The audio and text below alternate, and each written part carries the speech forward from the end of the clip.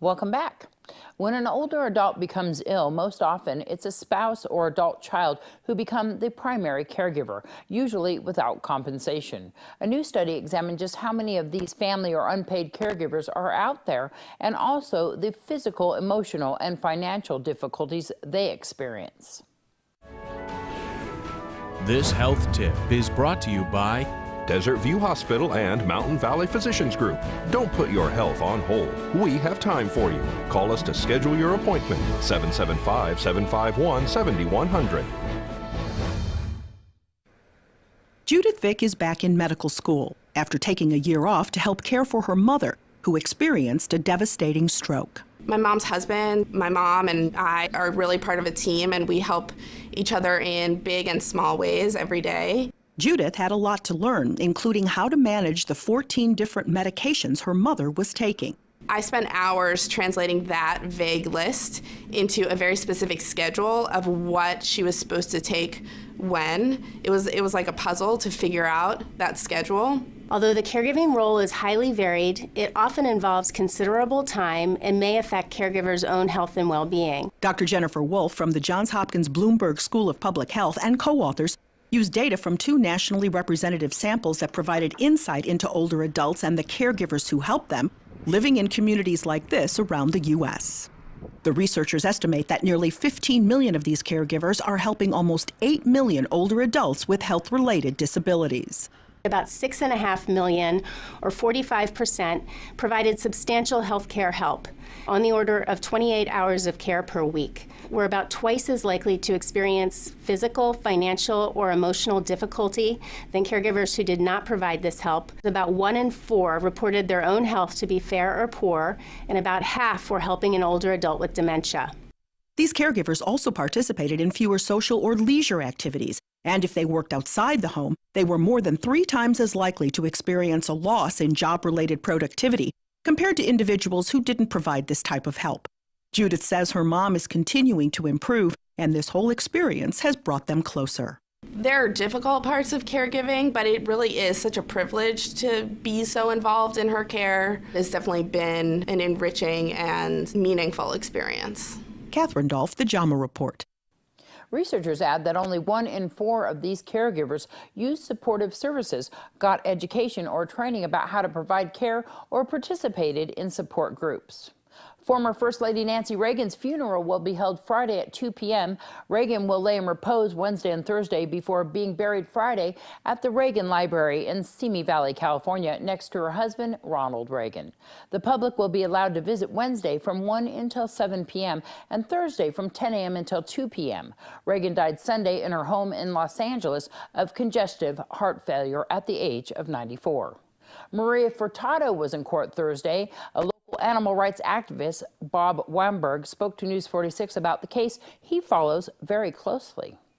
Maria Cristina Furtado was in Judge Walker's court for a formal arraignment on 3 felony charges, and she pled not guilty. There's an issue of status of speedy trial and an issue of change of venue that was filed yesterday by her public defender. Why did you want to change a venue?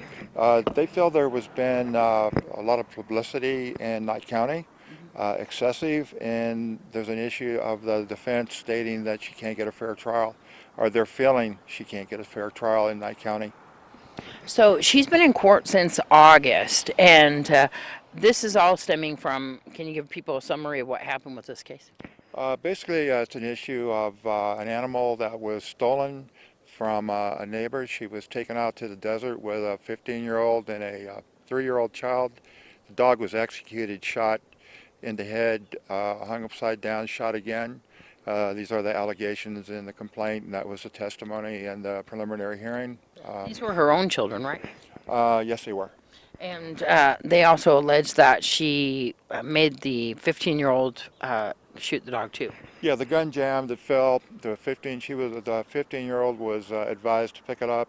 Shot the dog while it was upside down, and also it's been documented that the defendant came back, gave a bag to the parent of the dog, and in the bag was a gun, the gun that was used, The gun was laid down on a floor for about a week, unknowing to the mother, in full access of minor children. There was an allegation of a couple days prior, a duck was killed by the dog, but the dogs went back and forth to the neighbor's house. Was not uncommon.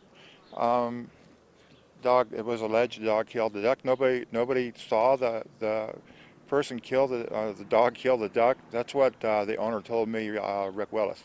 So what's the charges?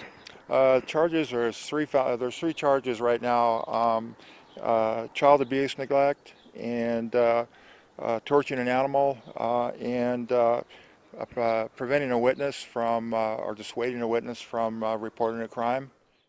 Cassandra Selbach gives students all the details on how to apply for a scholarship through Valley Electric Association. So we are at that time of year again. We are accepting applications for this year's scholarships, which will be awarded at the Valley Electric annual meeting on April 23rd. We are giving out 5 different scholarships, 2 that are full-time academic. So these would be for a 4-year college, $1,000 per year. And then also 2 additional vocational scholarships, which are $1,000 for 2 years, and then continued education scholarship as well. Where can they apply for these? They can go directly to our website, and all the applications are there, along with specific instructions, and that's vea.coop. Is that for seniors in high school right now?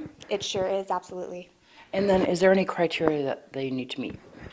There are very specific instructions that are on the applications.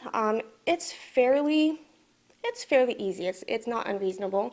There's an essay that each student will be asked to write, and then there are a couple of letters of recommendation that would need to be included as well. And tell me about the continuing education. The continuing education application for the scholarship is actually available to anybody. So there are different occupations out there that require continued education, and so anybody can actually apply for those. So not just high school seniors, like an adult?